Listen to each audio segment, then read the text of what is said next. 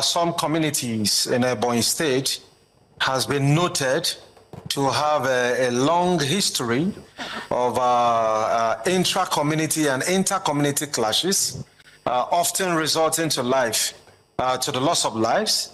And I mean, the very fact that it has continued even up till now, it's a bit worrisome because one thing again that has been a pattern is the barbaric approach towards the ending of lives in that particular, in some of those communities.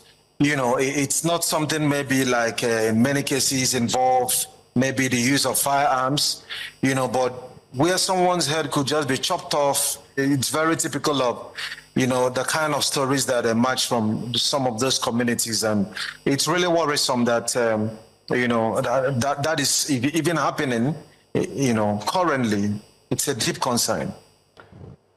Now, some measures have been taken by the state government to try and restore normalcy in the area.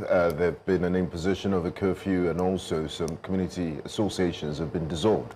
And also the traditional ruler has been delegitimized.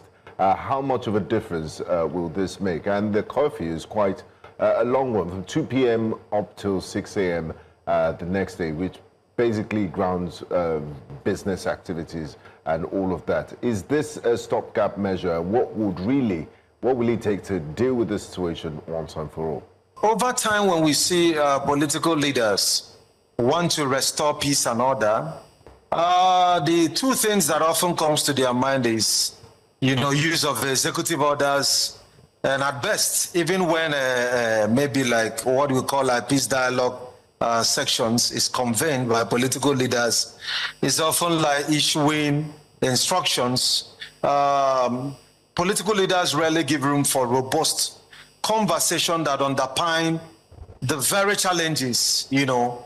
What is really the problem? I mean, how many leaders would be that patient enough to really get to hear more than speaking more, than, you know, prescribing what do you think should work?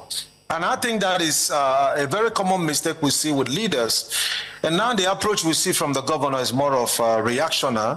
And I can tell you, it seemingly oversimplifies the matter, like a kind of an issue that you are going to just handle, you know, by, you know, imposing a curfew, maybe heighten investigation, get a few culprits, and then at the end of the day, maybe perhaps recover the heads.